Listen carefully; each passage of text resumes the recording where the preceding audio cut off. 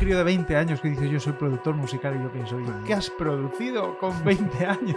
No, para el productor, viste, es lo que yo te decía, está muy manoseada y se ha deslizado en muchos sentidos, ¿no? O sea, ¿Cómo sobrevive hoy en día un proyecto de tener un estudio si ahora alguien con un ordenador en su habitación puede conseguir lo mismo? la mejor experiencia que tuve yo en los últimos años fue... Hola Nico, ¿qué tal? ¿Qué tal? Gracias por venir, gracias por acudir a la invitación. No, gracias por invitarme. Bueno, he de decir que me siento pequeñito. No, tengo que ser sincero, me siento pequeñito. Sí, sobre todo si nos ponemos de pie. Aparte, ¿no? Aparte, porque cuando... He de reconocerlo, ¿eh? Cuando he abierto la puerta, he escuchado que venías. He abierto la puerta, no esperaba mirar tan hacia arriba. Esperaba mirar un poquito más hacia abajo. Pero bueno, no pasa nada. Mi altura ya está superada desde hace tiempo. Lo digo porque, claro, normalmente yo tengo una persona que me dice, pues mira, le he tirado caña, ¿no? Que me dice, le he tirado caña a este, ¿no? Entonces digo, ¡oh! Cuando os vi a vosotros, ¿no? No concretamente a ti, sino a vosotros, al estudio, al final, cuando viene alguien que ya está haciendo podcast, es como, sí, por favor, que venga el sensei, que quiero... No, bueno, esto es una cosa, si bien ya tiene, viste, un par de décadas de recorrido el podcast originalmente de audio, el formato, viste, es una cosa que está realmente encontrando su lugar hace relativamente poco, viste, sobre todo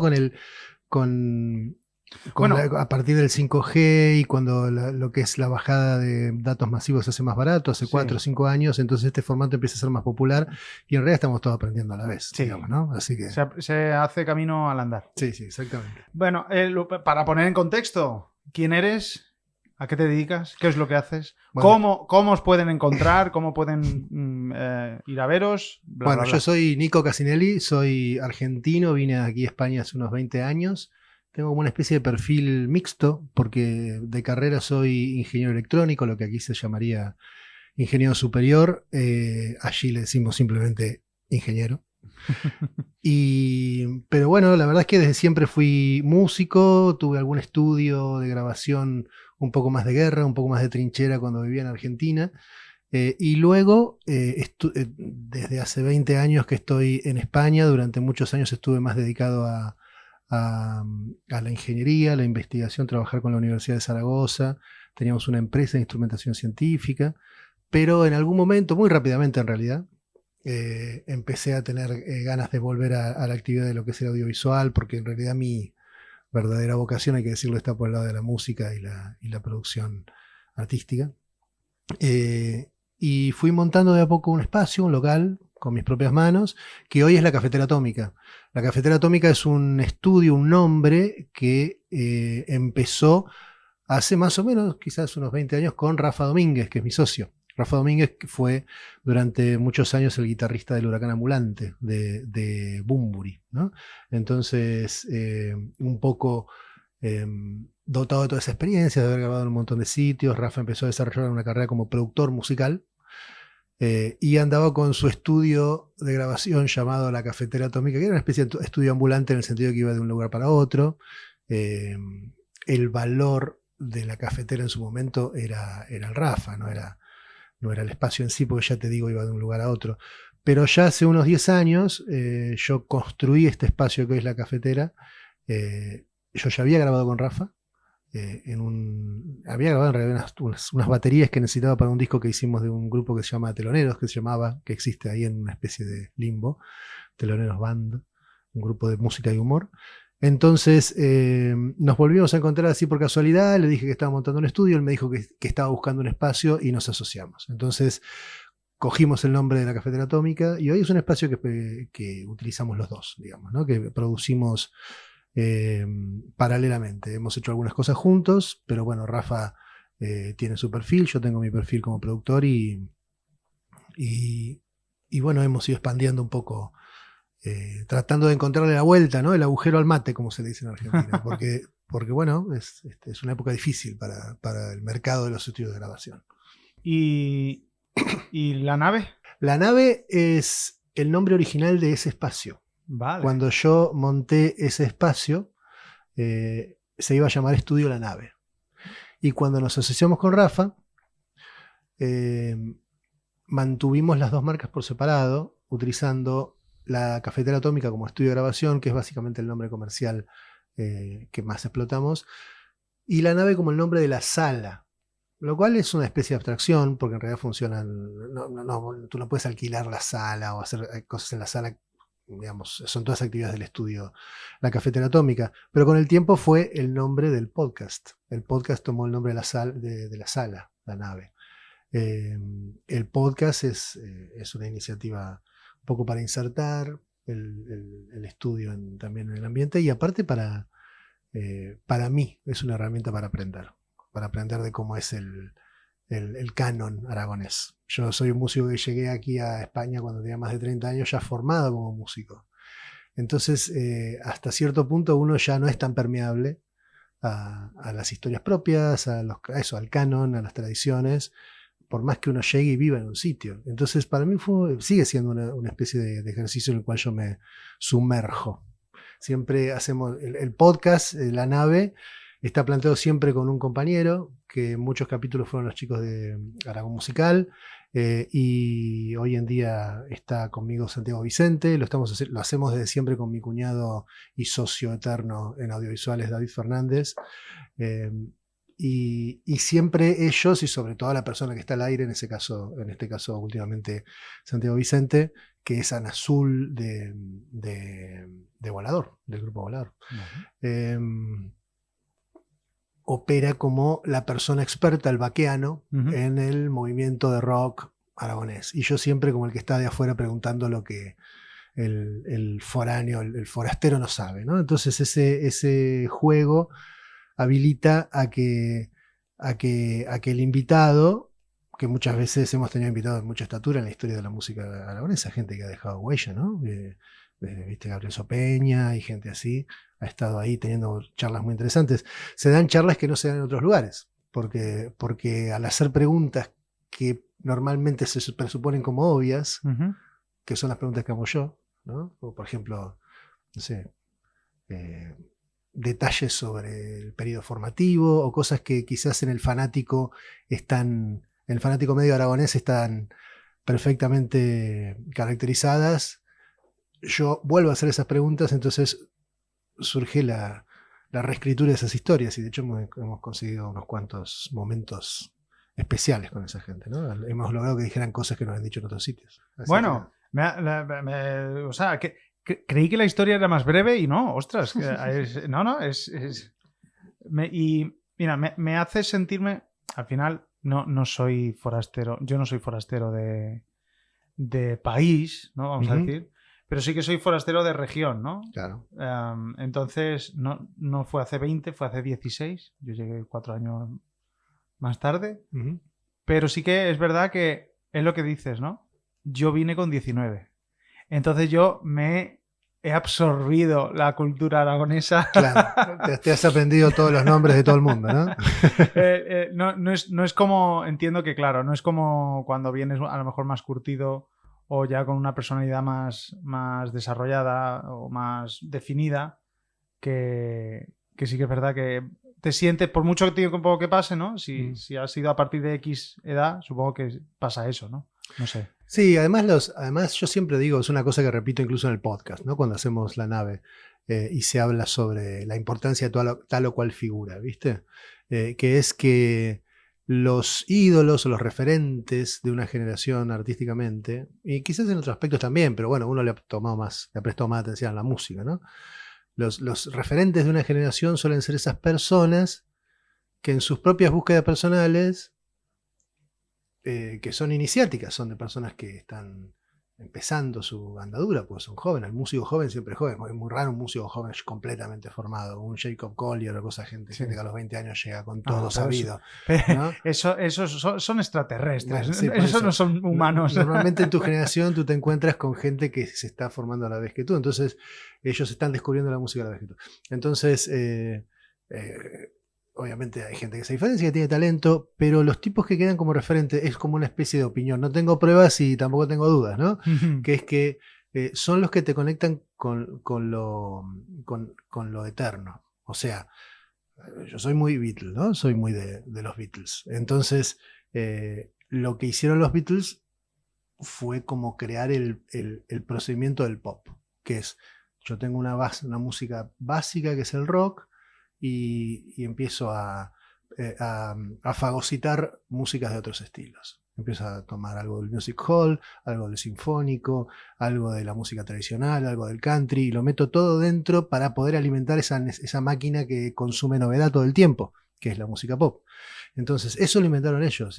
Ellos fueron los reyes de los años 60 porque fueron los primeros que hicieron eso. No tenían un estilo, no les interesaba tener un estilo. Y además tenían la genialidad para hacer lo que hacían. Pero digo, el procedimiento los diferenciaba de todo el resto de sus referentes, ¿viste? Y eso después se transformó en el procedimiento del pop, ¿viste? Entonces, en tu época vos siempre tenés una persona que empezaste a escuchar y esa persona fue el primero que te mostró determinada cosa, determinada forma, determinada secuencia de acordes o determinado, qué sé yo, determinada cuestión tímbrica o determinada procedimiento para hacer una canción, determinada temática de una letra, y a vos te pareció que estabas descubriendo el mundo, igual que lo estaban descubriendo ellos, ¿no? Pero si mirás con perspectiva, probablemente mucho de eso ya existía. Yeah. Son repeticiones, son iteraciones de lo mismo, ¿no? Sin ir más lejos, yo recuerdo en mi adolescencia, yo estaba on fire con McFly, grupo británico, sí, inspiradísimo en los Beatles. Claro, sí. Pero claro, lo supe después, todo esto. ¿Has visto la película Yesterday? La vi, sí. Muy divertida. La vi hace muy poco. Me pareció una genialidad. La vi en el cine, sí, sí. Ah, ¿en el cine? Sí, sí. Vale, no sabía que la habían estrenado en el cine. Sí, sí. Yo tuvo su momento. En Netflix fue cuando la vi. Sí. A lo mejor hace 2 semanas la vi. Entonces, me ha recordado, ¿no? Además, es muy... Bueno, no quiero hacer spoiler, pero es muy... O sea, la frase de la mujer de no puedo soportar un mundo sin los Beatles. Sí,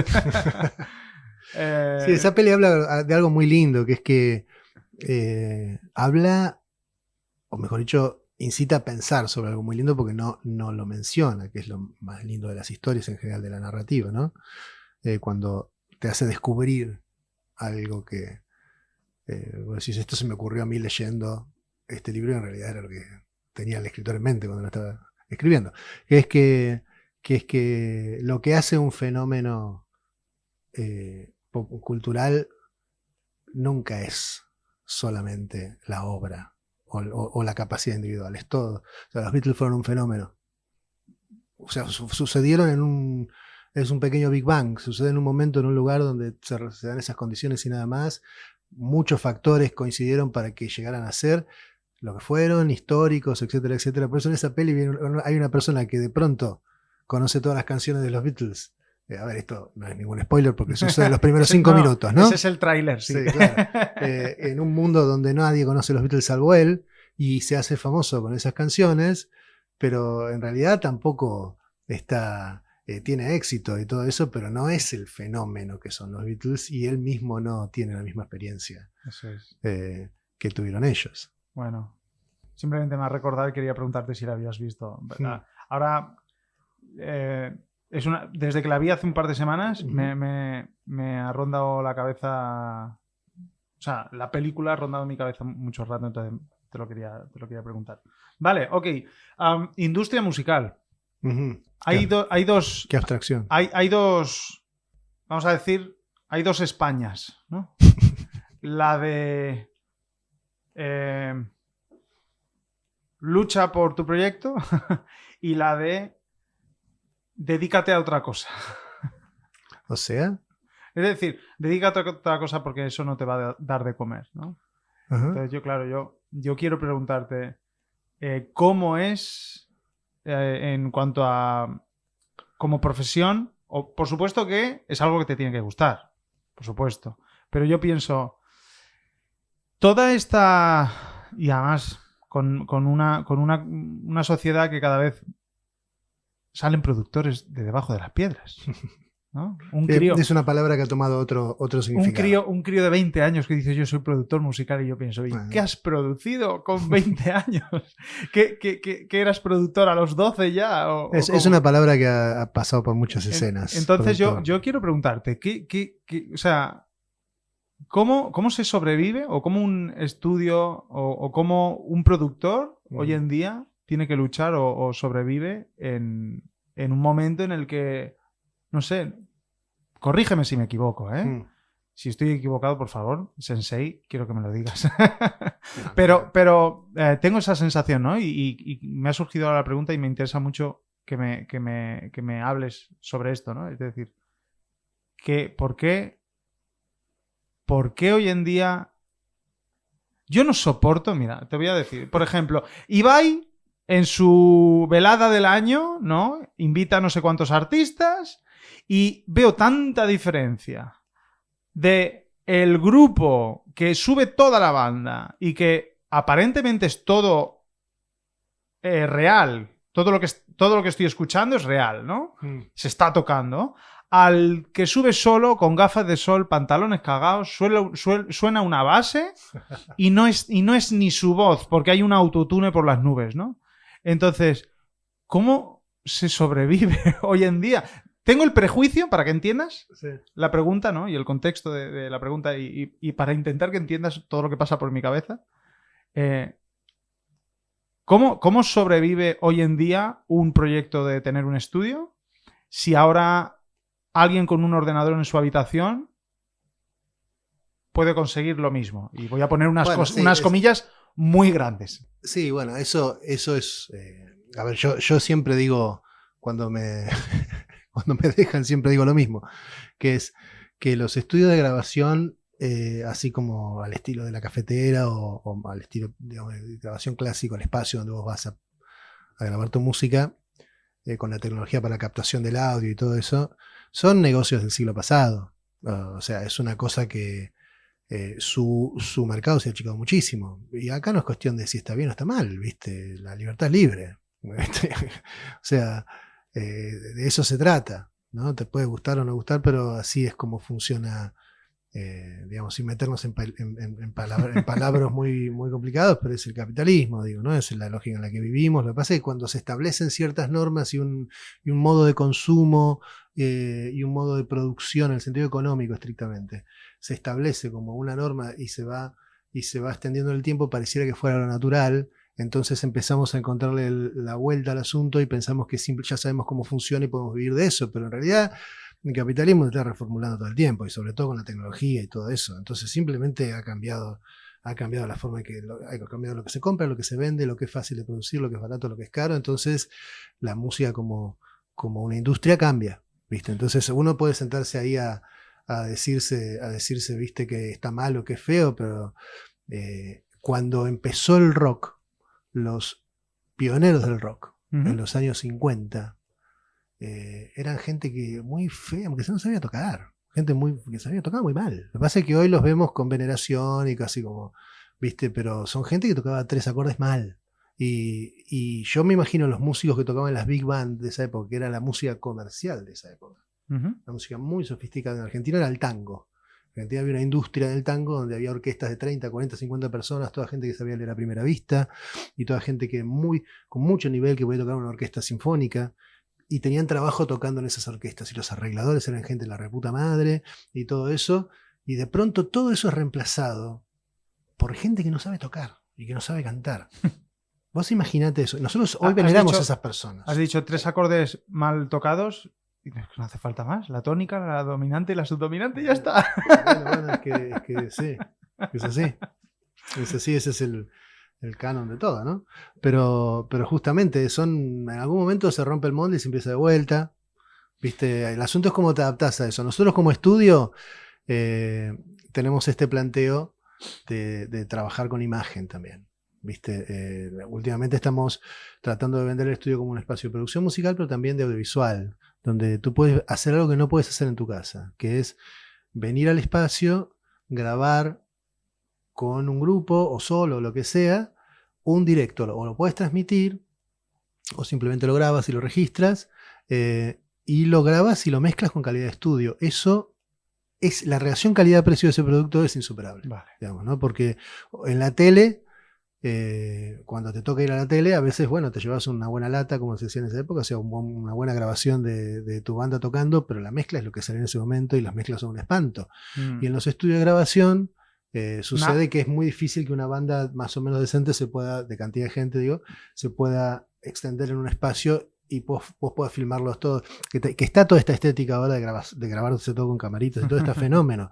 Pero si vos querés tener algo donde se vea la banda al completo y qué sé yo, esta cosa de tener la puesta de la banda en audio y vídeo, eso todavía no es tan barato hacerlo en tu casa. Entonces, Cierto. viste, si vos me decís para dónde va, yo creo que va a aparecer. Ni tan fácil, porque requiere unas condiciones, un espacio, una habitación no lo puede conseguir. Yo aquí no lo puedo conseguir.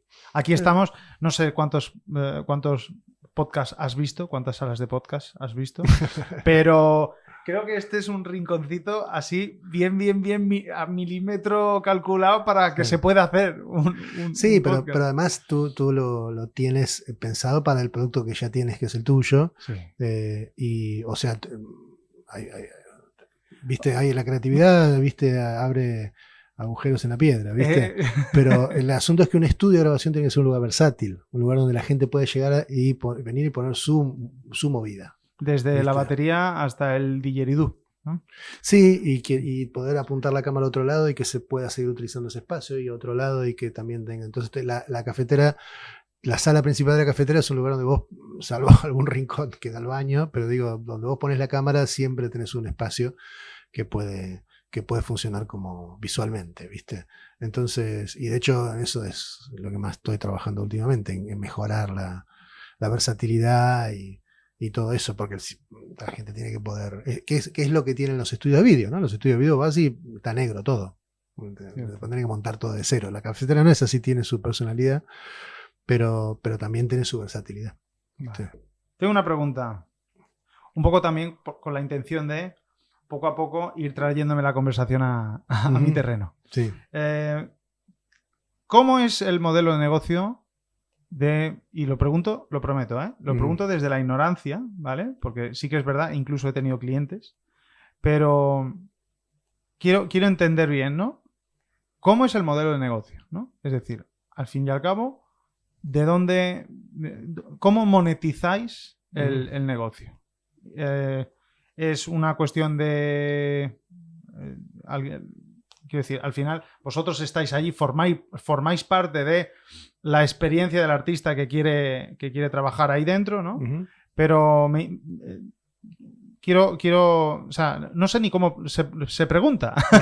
No sé ni cómo se hace la pregunta. ¿Cómo funciona el estudio como negocio? ¿Dices? Sí, al final, claro, ¿quién os paga? ¿Cómo os paga? ¿A cambio de qué? Sí, en ese sentido es un modelo bien clásico, que es un estudio que tú lo alquilas por días o por horas, ¿no? Lo que pasa es que la relación, digamos, el valor de lo que estás aportando es lo que puede ser variable. O sea, tú puedes venir a la cafetera y alquilar el local por 2 horas, que no estás alquilando el local porque nunca te alquilamos el local, pero digamos, vamos y operamos nosotros y grabas una voz para una locución, como ha pasado. Vienes y grabas en el piano, etcétera, etcétera, ¿no? Eso es un modelo muy, muy clásico, digamos, tiene un precio por hora y por cantidades de horas, por trabajos. Luego lo que pasa es que tanto Rafa como yo tenemos la capacidad de producir musicalmente, entonces ahí depende de las necesidades del músico. Y justamente esa diversidad es lo que hace a veces difícil centrarse en un producto y ser específico y ir a un nicho, ¿no? El trabajo del productor que además, digamos, ¿qué es lo que suele hacer un productor? Un productor musical. Originalmente el productor era otra cosa, ¿no? Lo estamos dando por hecho. ¿Qué es un productor musical? No, para el productor, viste, es lo que yo te decía, está muy manoseada y ha sido muy... se ha deslizado en muchos sentidos, ¿no? O sea, no es por decir Bizarrap, que desde aquí le mando un saludo. O sea, digamos que independientemente del buen o mal trabajo que hace, que creo que hace muy buen trabajo, Sí. pero o sea, ha hecho daño. No sé, es que Ha hecho va daño. va con los tiempos, ¿viste? Va con los tiempos. Me refiero a que ha creado una expectativa ha creado ha creado la creencia, ¿no? Valga la redundancia, de que, pues eso, de que en una habitación con un micro. Es que en realidad puedes hacerlo. O sea, igual, es que eso es lo que la tecnología. La gente, que prácticamente cualquiera puede hacer lo que hace Bizarrap. Es muy. Me refiero Ahora ya, en cuanto a ahora lo ya de que productor está prostituida la palabra, ¿no? Y que sí. lo que te comentaba antes, ¿no? Yo me reí el otro día cuando vi a un crío de 20 años, tengo 8 años de experiencia como productor. Y vale, yo hago mis cuentas, ¿no? Y digo, vale, ok. Empezó a los 12. Empezaste a los 14. Bueno, pero es lo que te digo. La palabra productor, viste, tiene arraigo en justamente en la industria audiovisual.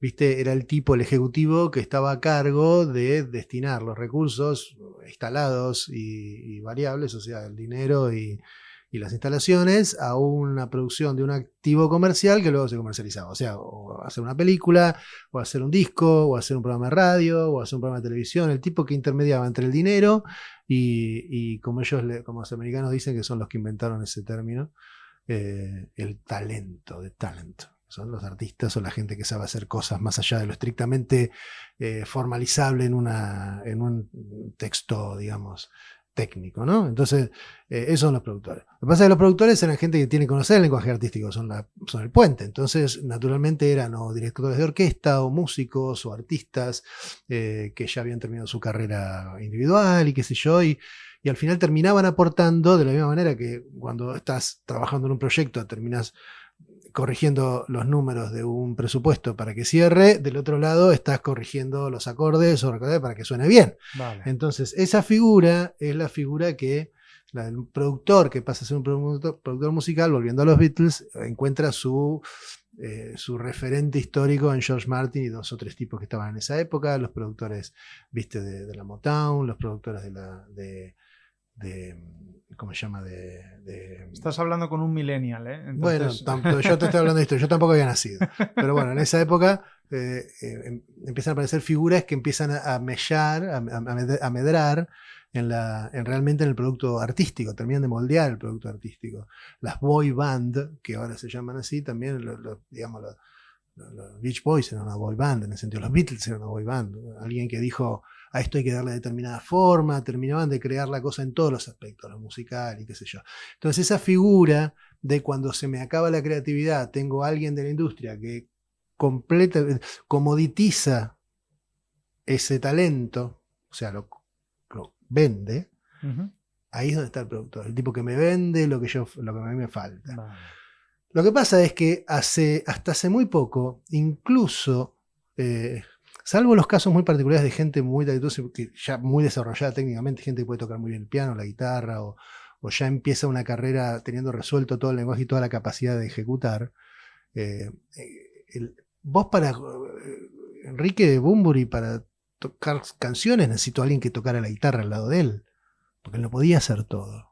Entonces, la forma en que la forma de la música popular, naturalmente, salvo quizás justamente el movimiento de los cantautores y todo eso que se diferencia por eso, pero necesita una agrupación.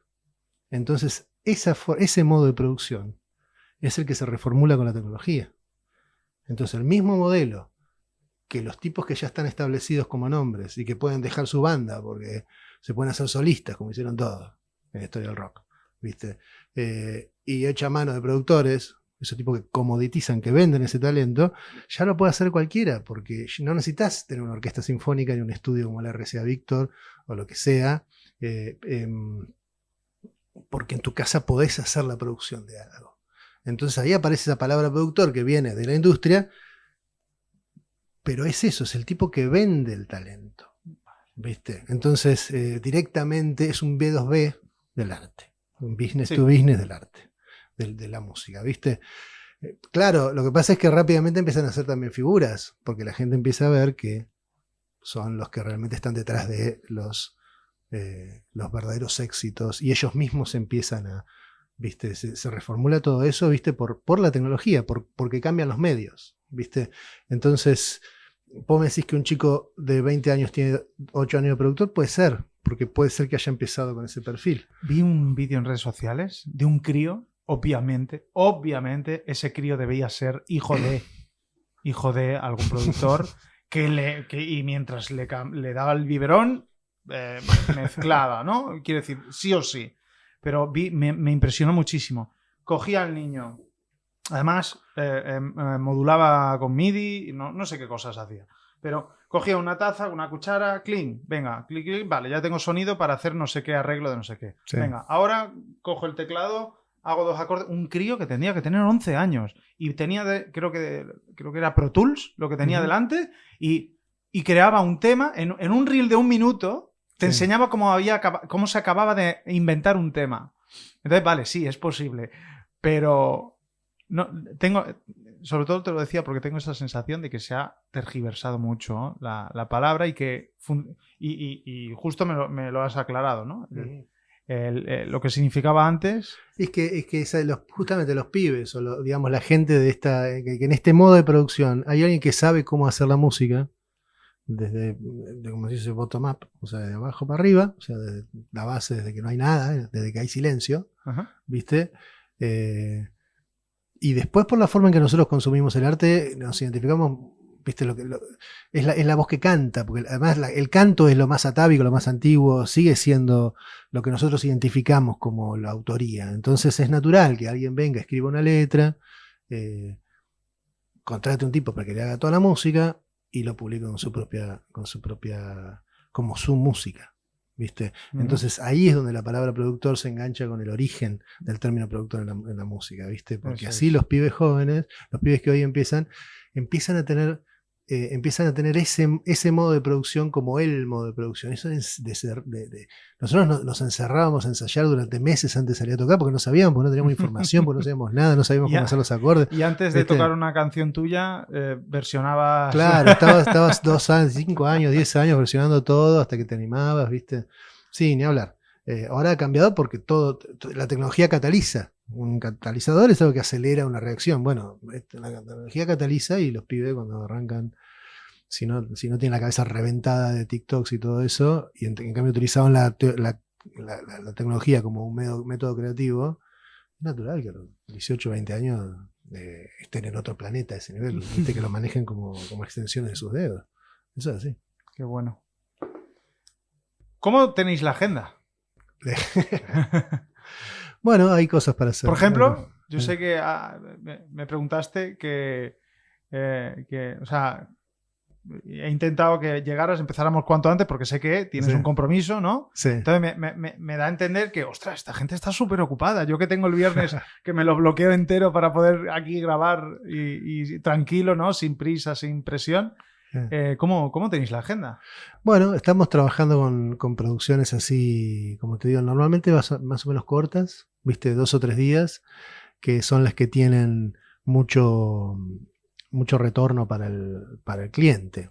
La gente viene, graba en directo y en un par de días se lleva ya un producto terminado. Y también eso va un poquito con los tiempos, ¿no? Todo el proceso de utilizar el estudio como un espacio creativo y en un estudio como La Cafetera es caro. O sea, realmente tenés que tener un presupuesto abultado como para llevarte la cafetera un mes a tu casa, ¿no? O sea, quedarte a vivir un mes en la cafetera. Entonces, como Aragón es una ciudad que no tiene industria en el sentido de donde hay capitales que invierten en, ¿no? O sea, la industria es una industria cultural, productores, o sea, músicos que se producen a sí mismos, ¿no? Entonces, esos suelen ser presupuestos más cortos y además todos los músicos, bien por ellos, están aprendiendo a preproducir y a postproducir en su casa, ¿no? Entonces, por eso nos estamos centrando en esta cosa de darle lo que no pueden hacer en la casa, ¿no? Que es una gran toma de audio, con video, y en general tratando de absorber parte de la postproducción en casa. Y entonces hay cosas sueltas, ¿viste? Todos los meses, todas las semanas prácticamente. Pero bueno, también el trabajo del estudio es así, no es una cosa que uno tenga el 100% de ocupación nunca, ¿no? Porque como es eventual, ¿viste? Pero... Pregunto desde la curiosidad y desde el interés genuino y la ignorancia al mismo tiempo, ¿no? ¿Tenéis que decir que no alguna vez? Sí, claro. Sí, seguro. Sobre todo el tema son los conflictos de las fechas, ¿no? Vale. Por un tema de fechas. Sí, Lalo Schifrin decía que la música es el arte de combinar las agendas. Sí, ¿no? Sí, pasa mucho. Y a veces pasa que como hacemos trabajo en redes, recibimos contactos de todo tipo y muchas veces el mensaje llega, viste cómo son las redes, a veces llega donde, bueno, tiene que targetear, tiene que tratar de direccionar, pero bueno, llega donde llega, entonces la gente te llama pidiéndote cosas que vos te das cuenta que no van a funcionar, ¿viste? Entonces terminas diciendo que no porque sabés que al final el cliente no se da cuenta de lo que está pidiendo y... Bueno, pero yo lo entiendo también de una forma de, mira, si no tengo problemas de demanda, ¿no? Si tengo buena demanda, pues puedo elegir, ¿no? Sí, claro. Cuando tú no tienes demanda de tu servicio, cuando tú ofreces algo que no mucha gente quiere, pues hay que comer, ¿no? Entonces no te puedes permitir rechazar un trabajo y haces lo que sea por aceptar cualquier cosa, ¿no? Sí, yo creo que el modelo que tenemos nosotros no es que sea un modelo high ticket, en el sentido de que vos no entras si no vas a pagar 4 cifras, pero sí que es un modelo que tiende a dejar fuera a la parte del mercado que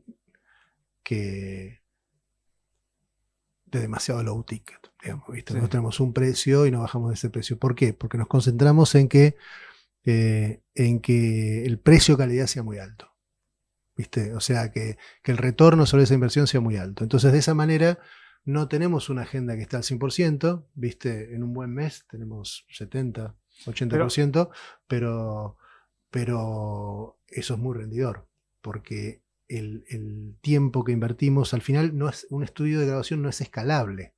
No es el tipo de producto que vos podés productizar, como se dice ahora, y transformarlo en algo que hoy vendes 10, mañana 100 y mañana 1000. Entonces, tenés que concentrar calidad para que el tiempo valga. La única forma de escalar, vamos a decir, es con precio. No con tiempo, o con tiempo, obviamente no, ni con espacio, ni con, escalar, ni con cantidad. A ver, escalar, digamos, técnicamente nos referimos a en cantidad. O sea, vos cuando escalas en cantidad. Pero si vos querés subir facturación es otra cosa, a eso me refiero. ¿Viste? Lo que hacemos es tratar de concentrarnos en un público que haga que no necesitemos estar aceptando cualquier proyecto, y además hace que los productos que salgan tengan cierta calidad, porque hay cosas que son insalvables. Hay cosas que... y ahí es donde uno, quizás habiendo cometido otros errores más no sé tanto en la adolescencia, porque hace relativamente poco, que aceptas ciertos clientes que después no podés arreglar, y vos, porque no querés que ese producto salga así del estudio, le metes horas y horas, y eso termina siendo además un proceso complicado con el artista, porque el artista no se siente cómodo con tanta manipulación, no sabe lo que está pasando, y ahí es donde se genera toda esa tensión productor artista que no queremos. Entonces, en general vamos ya a una cosa de que la gente que venga tenga la cosa resuelta, y nosotros le ponemos la magia encima. ¿Qué es lo que más te gusta? ¿Qué tipo de trabajos son los que más disfrutas? No todo, ¿no? Que el cliente más satisfecho está, que tú te diviertes más o lo disfrutas más, que ves que sale más, que ha merecido más la pena.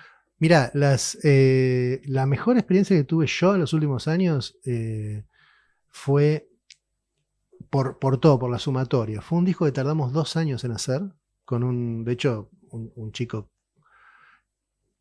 que era amigo cuando empezamos, y ahora somos muy amigos, nos hemos hecho bastante amigos, con Jaime Lobo, que es un chico que terminó Hay una cosa que hacen muchos músicos, que es que cuando terminan su carrera musical, el conservatorio o el grado superior, lo que sea, utilizan su trabajo final, que suele ser, cuando se trata de una carrera de composición, que suele ser una cantidad de obras, entonces graban su disco, como quien graba su tesis doctoral, digamos, ¿no? Entonces, hemos hecho unas cuantas de esas cosas. Jaime empezó medio queriendo grabar las cosas así, a ver cómo era la cosa, sintiéndose apañado y ¿cómo se llama? Y abrigado por sus amigos, Arropado. sí, arropados por sus amigos y gente conocida y qué sé yo, porque era su primera experiencia con su propia música. Ujú. Y en estos 2 o 3 años, ya el disco está terminado hace casi un año, creció muchísimo. O sea, porque fue ganando mucha seguridad, sobre todo al hacer su música, empezó a trabajar, está trabajando, está tocando con muchas bandas profesionalmente. Y en todo ese proceso empezamos como grabando, diciendo, bueno, vamos a ver qué hacemos con este material. Y yo terminé siendo el productor de un disco en ese proceso. Jaime empezó alquilando 2 o 3 días en el estudio. Y a medida fuimos haciendo una relación de mutuo respeto, donde mis sugerencias eran mucho desde el respeto real, porque Jaime es un chico que ha estudiado la carrera, entonces sabe lo que está haciendo, pero a la vez yo tengo 25 años más que él, o 22 años más que él.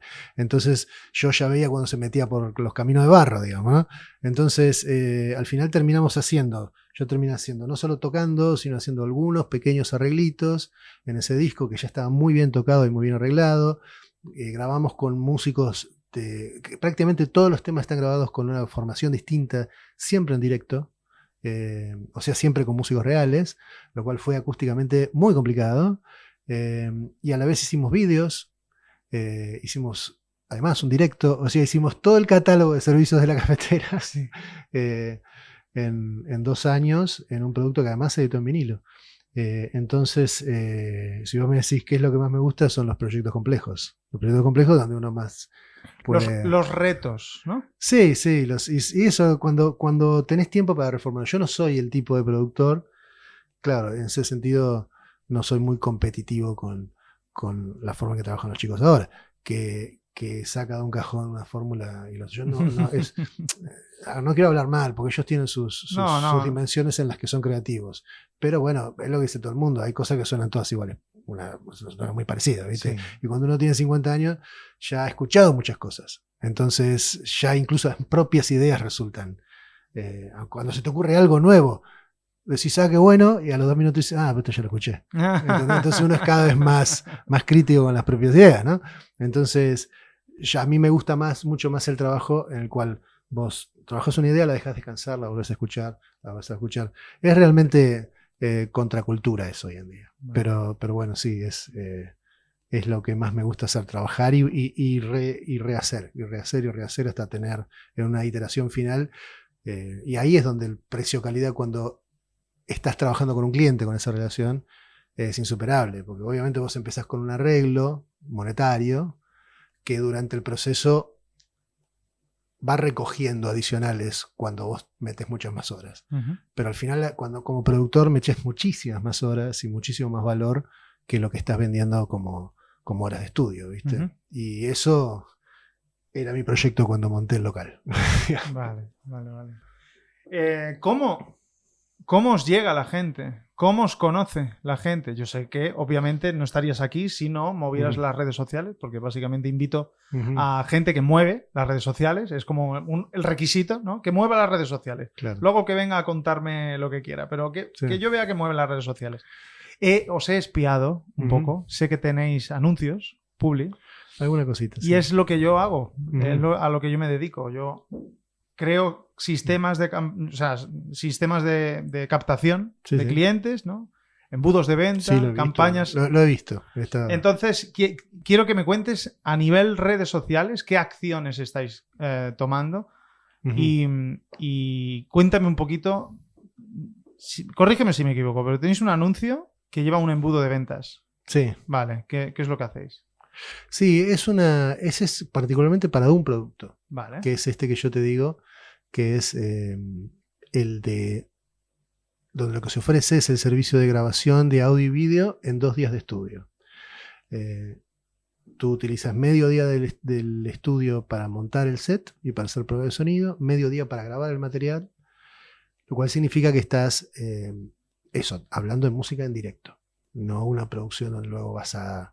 Si tú quieres luego postproducir y regrabar y que yo lo puedes hacer, pero no entra dentro de la oferta, tendrías que renegociar.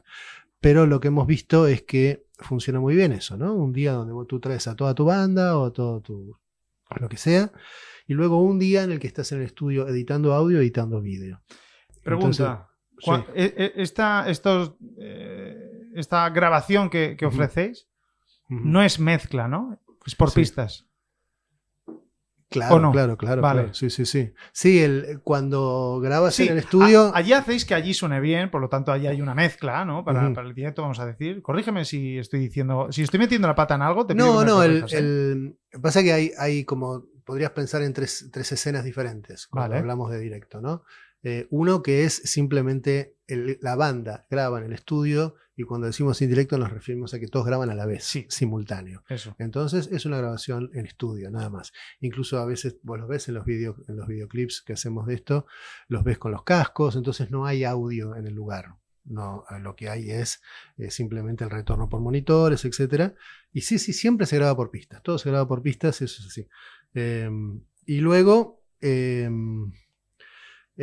tenés otra escena en la que vos querés hacer un directo más natural, sobre todo con la música acústica, va muy bien esto, donde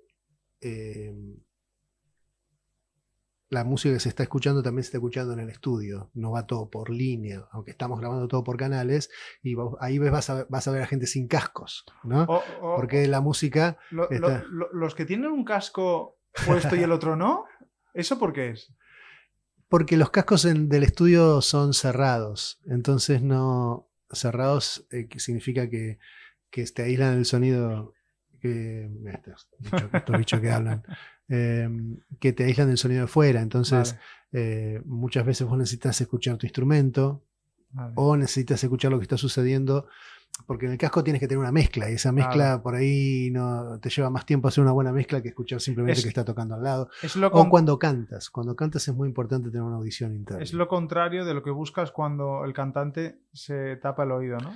No, bueno, lo que pasa ahí es que cuando te tapas el oído, cuando estás cerrando acá, te escuchas. Se aumenta la audición interna. Eso es.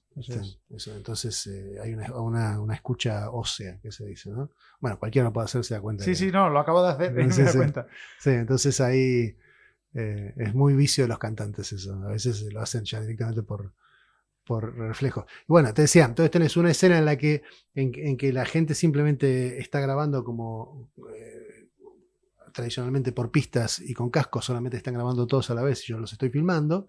Después otra en la que está más montado como si fuera un directo, aunque no haya gente, donde si vos te parás ahí escuchás toda la música, ¿viste? Porque el bajo tiene un amplificador, la batería está tocando, etcétera, depende de qué formación. Y si hay una guitarra eléctrica tiene un amplificador, eso tiene un sonido más hot, más caliente, te da menos versatilidad para después editar, porque al estar todo grabado, pero bueno, según qué proyecto va mejor y la gente se siente más cómoda tocando así. Y después tenés un directo con gente. Cuando tenés un directo con gente, cada proyecto tiene su diseño. Es muy un poco la estética del Tiny Desk. Quizás un poquitín más grande que Tiny Desk, pero... De Tiny Desk lo único que sé es lo que hay a este lado de la cámara. Sí. Nunca he sabido lo que hay a este lado de la cámara. Sí, bueno, lo notable con Tiny Desk es que el planteo es completamente acústico. Vos tenés esos micros boom, donde hasta cierto punto... Se oye gente que aplaude, pero no sé hasta qué punto son 10 o son 50. Sí, hay unas imágenes por ahí. ¿Ah, eso es en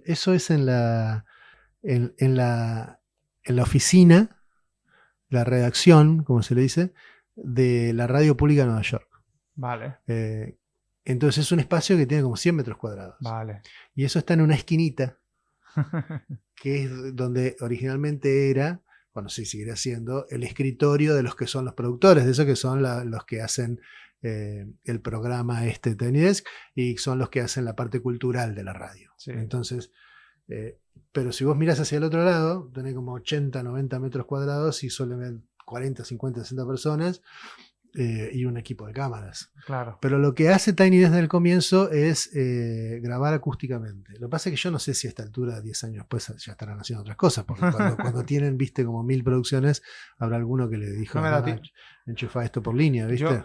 Mi relación con Tiny Desk es un día solo viendo vídeos de Tiny Desk y luego no volver a verlo en meses. No, sí, yo no es que los consuma así siempre, ¿no? Pero ni nada, pero bueno. Quiero seguir tirando del hilo del marketing. ¿Estos anuncios vosotros los hacéis? Los hice yo, sí. Vale, pero hablas de lo que es producir el vídeo. Yo hablo punta a punta. pero yo hablo de configurar el anuncio dentro de También. Meta. También. Vale. Los llevas, cuando hacen clic, los llevas a una landing. Los llevo a una landing. Puede Correcto, ser. Sí. O bueno, no sé, ahora no recuerdo exactamente porque lo vi desde el móvil, no sé si era una landing. Una landing, como a mí me gusta entender la landing page, ¿vale? Porque mucha gente llama landing y es una palabra también muy tergiversada, muy prostituida. Y para mí una landing page es una página que solo tiene dos opciones: o avanzar o cerrar. No hay, o sea, si tú quieres hacer algo que no sea dentro de esa página, que no sea avanzar, es decir, lo que el anunciante quiere que hagas, Sí. o cerrar la página porque no te interesa, si tú tienes más de esas dos opciones, no es una landing page. Es una página web convencional que tiene un botón, pero no cumple los requisitos de, que yo digo, 0 puntos de fuga, ¿vale? Entonces, no recuerdo exactamente vuestra página, pero yo tengo curiosidad. ¿Tienes Pixel de Meta instalado? Tengo. Vale. Tengo el Pixel de Meta y el de Google también. ¿Y tienes evento de conversión también después del formulario? Sí. Vale, muy bien. Bien, deberes hechos. Sí. Porque la de gente, cantidad de negocios que se meten en hacer campañas y, bueno, sin ir más lejos. Yo hablo con mucha gente, ¿no? Yo tengo una campaña para captar clientes y yo tengo mis 5 o 6 personas cada día que me solicitan una charla conmigo para ver cómo podíamos trabajar juntos. La cantidad de negocios que utilizan... Sí, yo tengo una landing page. Sí, yo hago una campaña de formulario. Tal, y lo están haciendo horriblemente mal todo, ¿no? Entonces, bueno, me alegra ver que... Sí, que bueno, de todas maneras hay mucho para aprender, ¿no? Y además este método del embudo es como que también está en todos lados. O sea... Los patrones se van viendo, entonces hay que ir innovando. Pregunta, ¿qué tal la campaña? Quiero decir, ¿qué tal tú, si yo ahora mismo te pregunto coste por lead, coste por adquisición, ¿sabrías decirme? Mira, es difícil de medir porque al final somos un negocio de proximidad. Entonces, un estudio de grabación es un negocio que difícilmente termine captando clientes por fuera de la región geográfica. Entonces el cliente que te llega al final es un cliente que es de acá y es un mercado muy pequeño, donde todo el mundo se conoce, pues Zaragoza es la típica ciudad-pueblo, ¿viste? Sí. Que no tiene el estatus de hub de otras ciudades. Córdoba, España, sí. Más pueblo todavía. Bueno, sí. Es que acá es Barcelona, Madrid y ya para de contar. Entonces, ¿qué pasa? Lo que pasa es que los clientes muchas veces vienen por el otro medio. Terminan contactándome directamente al teléfono o terminan escribiéndome al correo o a veces por el formulario, obviamente. Pero antes de pasar directamente por pedir el producto y todo eso, van a preguntarle a sus colegas. Y ahí es donde, bueno, funciona la reputación de siempre. Pero lo que ha pasado es que el proyecto en redes que nosotros tenemos fue el de agrandar el anillo por fuera de nuestros clientes de siempre, ¿no? Porque por una cuestión generacional al final estábamos un poco dentro del paquete de yo tengo 50 años, Rafa tiene 55 años, entonces del paquete de gente de nuestra generación, ¿viste? Entonces hay como una barrera ahí, ¿no? Un cortafuegos. Sí. Entonces, cuando empezamos a trabajar en redes, yo empecé con la idea de trabajar con la idea de generar una marca. No tanto una marca personal como una marca al estudio, ¿viste? Pero sí, ¿viste? Sobre todo con el podcast, para insertarnos un poco más en el canon, hablar con la gente de toda la vida y con la gente nueva, producir un diálogo intergeneracional, que en ese momento salieron algunos episodios muy buenos y siguen saliendo. Y luego con lo que se llaman estos contenidos de valor, los pequeños reels que han dado bastante buen buen resultado, ¿viste? Porque han tenido bastante éxito, algunos se ha hecho viral y todo eso. Entonces, la gente cuando llega, termina llegando de los que a vos te parecen los canales clásicos, pero en algún momento te das cuenta que ellos te conocieron por las redes. Vale, eso no nos pasaba antes. Escuchando lo que me dices, ¿no? Haciendo un poquito un diagnóstico de cómo podíais mejorarlo, ¿no? Al final se trata de poner el esfuerzo en lo que mejor funciona, ¿no? Y, oye, si lo que mejor funciona es el orgánico, vale, ok, poner foco en el orgánico. ¿Qué ocurre? Que el tráfico de pago tiene una ventaja y es el aprendizaje sobre la marcha, ¿no? Si tú tienes la capacidad de decirle al píxel, el píxel que está esperando que las personas que ven un anuncio sigan de forma natural, lo más natural posible, sigan acercándose hasta que llegan a un punto en el que dices, ya está, es que la gente que llega aquí, a lo mejor todavía no se ha convertido en cliente, ¿vale? A lo mejor todavía no ha contratado, sino que se ha quedado a las puertas de contratar. Pero, mira, los que me llegan aquí y los que me llegan con estas características concretas, ¿no? Si tú tienes la capacidad de decir al píxel, quiero estos, y, muy importante, no quiero a estos, que aunque llegan aquí, no los quiero, ¿no? No me interesan. Es una forma de que cada vez sea más inteligente, cada vez te traiga más, ¿no? Entonces, os animo a que penséis o sea, por supuesto, me dices que os llegan más por los canales tradicionales, pero las redes sociales, quien sabe utilizarlas bien, quiero decir, quien sabe hacer que ya solo el hecho de que me digas que hay un píxel y un evento de conversión al otro lado del formulario, ya es por encima de la media y es como música para mis oídos, ¿vale? Porque casi nadie lo hace. Pero además, hacerlo de una forma... Tenéis un formulario en el que hacéis unas preguntas que pueden ser como una base muy buena para esto que estoy diciendo, ¿no? Sí, claro. Es decir, haz que el evento de conversión no solo te limites a crear una campaña que lleve a un formulario y le digas a Meta que al otro lado del formulario dispara el éxito para que aprendas de lo que llega, de lo que rellena en el formulario. No te limites a eso. Haz que ese disparador sea con unas condiciones de, vale, quién ha rellenado el formulario y qué es lo que ha dicho, sí, ¿no? Haces que el algoritmo de publicidad sea cada vez más inteligente y combinándolo con una buena estrategia de tráfico orgánico, es decir, de publicaciones, alimentar una cuenta de Instagram con esos reels que entretienen, que forman y que hablan de la inquietud y el problema que se encuentra el que es tu cliente, ¿no? En tu caso, pues los artistas, ¿no? Conversaciones o reels que hablan sobre esa inquietud, esa frustración y ¿para qué? Para atraer, se sienten comprendidos y poco a poco se van acercando. Entonces, bueno, este es gratis, ¿vale? Pero yo lo veo cada día, ¿eh? Bueno, cada día. Cada semana, lo veo cada semana, como haciendo bien las cosas y al final los números te dicen y sobre todo tener la capacidad de medir, como te he dicho antes, medir de dónde te vienen y poder medir si las decisiones que tomas o los cambios que haces, a lo mejor decisiones como vamos a subir este tipo de reels o vamos a que el embudo de ventas, pues vamos a cambiar esta parte de aquí. Lo bueno que tiene es que puedes medir a corto plazo, ¿no? No necesitas haber invertido muchísimo dinero, necesitas esperar a que pase mucho tiempo para tú ver en pequeña escala cómo cambios que tú decides funcionan muy bien o funcionan normal o no han funcionado, es peor, volvemos a lo de antes, ¿no? En fin, no. Cuando empiezo a hablar de esto ya no, porque me apasiona, es mi salsa. Sí, es una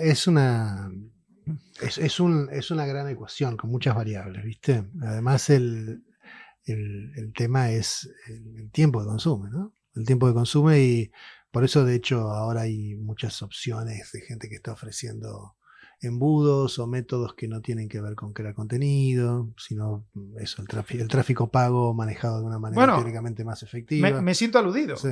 Quiero decir, sí. Yo soy de esos que dicen el tráfico orgánico no es lo que te va a traer lo que tú quieres a corto plazo. El tráfico orgánico es el crucero, el tráfico de pago es la lancha. ¿vale? El crucero puede llevar mucha gente, pero el viaje es largo, ¿vale? Sí. En la lancha no cabe tanta gente en la lancha, pero el viaje es cortito, ¿vale? Ujú. Es decir, es rápida y es esa forma de... O sea, yo predico, ¿no? No deseches tu orgánico, Ujú. pero aliméntalo, ¿no? Porque, sobre todo porque si tú haces campañas de publicidad y llegas a gente que no te conoce, tiene curiosidad, ahora quiere saber quién eres, si no estás publicando nada, la sensación es de, no hacen nada, ¿no? Si no, sube contenido, pero centra tus esfuerzos en algo que se puede medir y que te permite tomar decisiones para hacerlo cada vez mejor. ¿Qué proyectos? Porque no sé, claro, cuando yo te pregunté antes sobre agenda, yo también, no en cuanto a si la tenéis al 100%, si estáis a tope o si estáis aburridos, no era en ese sentido, sino en el futuro, ¿no? Ujú. Entiendo que tenéis proyectos ya cerrados para... Sí, ¿vale? hay cosas andando y como son producciones cortas, ya te digo, tienen un ciclo de ventas bastante corto. O sea, Vale. la gente que te contacta para venir dentro de una semana, 2 Vale. semanas, 3 semanas. Entonces, no. Y los proyectos en sí, a la vez tienen esos ciclos de producción cortos, en el sentido de que nadie te llama para venir dentro de 4 meses. Vale. Porque te agarran, te agendan un día y te dicen, se enfermó el bajista, ahora voy en octubre. ¿Viste? Vale. Porque es la próxima vez que tenemos todos el tiempo libre. Vale. Pero bueno, va caminando y sobre todo tratando de encontrar esta nueva forma de no ser un negocio del siglo pasado. Es un desafío y básicamente, bueno, tenemos una forma de...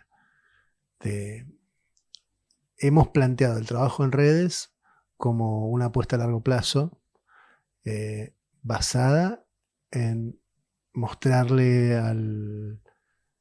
dar algo regalar algo en el sentido de calidad, dar algo bueno, pero que a la vez el viaje sea un viaje placentero para nosotros. Hacer el podcast para mí es un gusto, aprendo un montón y a la vez se generan lazos entre esas figuras que de otra manera no vendrían al estudio, pero sobre todo la comunidad que los rodea. Y es decir, algo muy importante, humaniza la marca. Sí, la humaniza. Nos ven diciendo tonterías todo el tiempo, así que... No, pero yo creo que un podcast creo que es la mayor humanización de cualquier proyecto.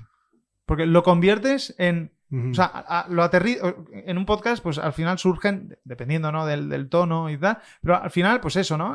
Surgen conversaciones, surgen conexiones y reflexiones que serían con un café, ¿no? Entonces, al final, ostras, con quien tomas un café, eso es un trato súper humano. Sí, claro, sí, claro. Bueno, así que... estamos terminando. Gracias por haber venido. Me ha gustado mucho la charla. A mí Me también. encanta conocer gente nueva. Gente que tienes aquí al lado y que no, si no llego a invitarte a un podcast, muy probablemente no nos hubiéramos conocido nunca, ¿no? Entonces, me siento afortunado de tener este espacio y poder conocer a gente como tú. Muchas gracias. Igualmente, gracias por la invitación, Samuel. Vale, bueno, ha sido un placer.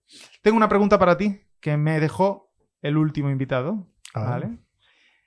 Y tú tienes que dejar una pregunta para el próximo. Hostia. ¿De acuerdo? Entonces, mi último invitado preguntó: ¿qué le preguntarías a tu yo de hace 20 años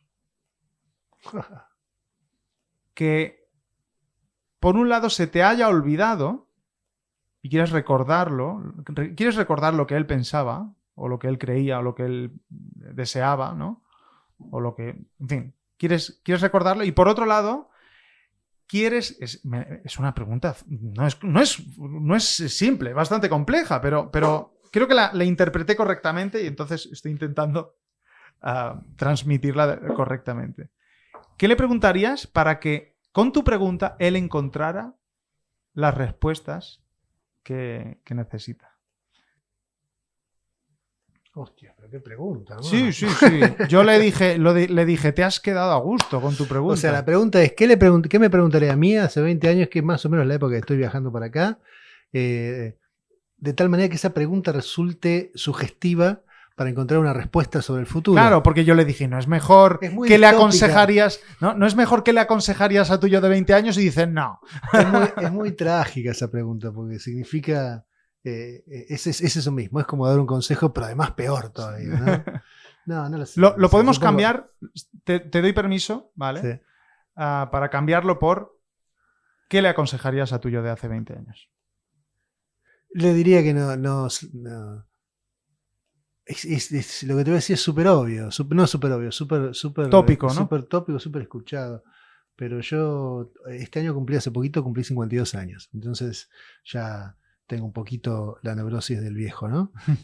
Pero que no hay tantas cosas importantes que me dedique a lo que me gusta. He dado muchas vueltas. Ahora estoy muy contento con el proyecto del estudio y tratando de retomar mi carrera musical. Cuando digo carrera me refiero simplemente a la actividad creativa.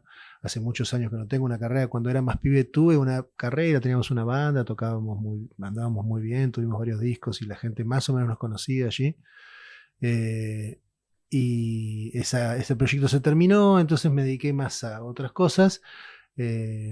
Y es cierto que la pérdida de ese proyecto para mí fue muy fuerte personalmente, entonces sí que necesitaba algún tipo de transición, pero podría haber sido mucho más rápida, no de 20 años. Entonces le diría que no me preocupe tanto y que siga por el camino que ya sé cuál es. Es un poco críptico, pero bueno, es muy, muy filosófico. Yo le diría, yo cuando me hizo esta pregunta, ¿no? Yo pensé, vale, ok, no sé qué pregunta le haría. Ahora, el consejo que sí que le haría es, cuando escuches algo que se llama Bitcoin... Sal corriendo. No, inviértelo todo. Claro, sí. Invierta en Apple. Inviértelo todo y ten paciencia. Sí. Invierta en Apple. Bueno, ahora, ¿qué pregunta tengo que hacer a la próxima o al próximo invitado? Es más fácil, pero a la vez es profunda. ¿Qué ha hecho esta semana para ser mejor en lo que hace? Vale, ok. Más fácil de recordar y te descoloca un poquito, ¿eh? Uno cuando está en cierto lugar ya de comodidad con lo que hace, entra en un periodo simplemente de amortización. Empezar a no hacer siempre lo mismo, pero sí a más vivir de lo que uno ha aprendido que aprender más cosas nuevas. A mí me parece que cuando yo te digo los estudios de grabación son cosas del siglo pasado, me parece que la única forma de no ser viejo realmente es estar todo el tiempo aprendiendo. ¿Viste? El cuerpo cambia y ese camino se empieza a sentir pasado a los 40, pero mentalmente lo que te mantiene en el hoy es crecer y mirar para adelante y tratar de entender lo que viene. Entender lo que pasó es fundamental, pero sobre todo no renunciar a entender lo que viene. Y eso es aprender todo el tiempo. Y hoy, dentro de todo lo distópico que tiene la tecnología y todo lo tremendo que es la inteligencia artificial y cómo va a modificar el parque de trabajo y todo eso, que hay que ser seriamente pesimista. Realmente eso va a producir muchos efectos en el mercado laboral. Tiene algunas cosas fantásticas, ¿viste? Es tan fuerte como la invención de Google, ¿viste? La capacidad que uno tiene ahora de preguntar algo y obtener una respuesta de una cierta calidad, no perfecta, acelera muchísimo la capacidad de aprender cosas. Y si has perdido la curiosidad, ¿no? El otro día lo comentaba, no recuerdo con quién lo comentaba, que ya no tiene sentido los tutoriales de YouTube. Bueno, ya no tienen sentido. Quiero decir, antes tenías un problema tecnológico, un problema informático, ¿no? Sí. En cualquier programa, sí. Y tú te ibas a Google y rezabas porque alguien hubiera tenido el mismo problema, sí. Lo hubiera resuelto y lo hubiera grabado en un vídeo, sí. Paso a paso, ¿no? Claro. Ahora ya no. Sí, bueno, todavía no es perfecto. Y sobre todo la fuente de esa información viene de esos sitios. Si esos sitios desaparecen, la información no se crea de la nada. Estamos hablando de las ChatGPT, esas cosas, ¿no? Porque después puede haber otros modelos alimentados Pero esta idea de que el saber ya ni siquiera lo tiene que hacer la gente porque lo hace inteligencia artificial, no, las IA tienen que alimentarse de algún lado y cuando vos ves un tutorial es porque se alimentó de todos los tutoriales o de todos los textos que hay, alguien lo tiene que alimentar. Pero sí es cierto que vas a tener menos tráfico. O sea, si te dejas los tutoriales vas a tener menos tráfico. Antes sobre todo lo veo en reducción de tiempo, ¿no? Uh-huh. Antes tú resolvías un problema a lo mejor en una tarde, ahora lo puedes resolver en una hora. Sí, o no lo resolvés nunca porque no aprendiste los elementos y no puedes continuar. Pero incluso como una herramienta para aprender. Sí. De hecho, ahora ChatGPT tiene un modo, ¿no?, que se llama, no sé si aprendizaje o no sé qué, que está orientado a eso. Está orientado no a respuestas en bloques, sino a construcción de conceptos y qué sé yo. Bueno, pero como empecemos, o sea, va a empezar otro episodio, entonces, ¿cómo nos pongamos a hablar de esto? Bueno, muchas gracias, Nico, por venir. Al contrario. Y estamos en la onda. Yo al final, inevitablemente con mi esposa, ¿no? Yo sé que ha ido a la cafetera a grabar. Seguro que se repetirá, entonces la próxima vez intentaré ir con ella y estar allí y veros. Te esperamos. Vale, bueno, muchas gracias.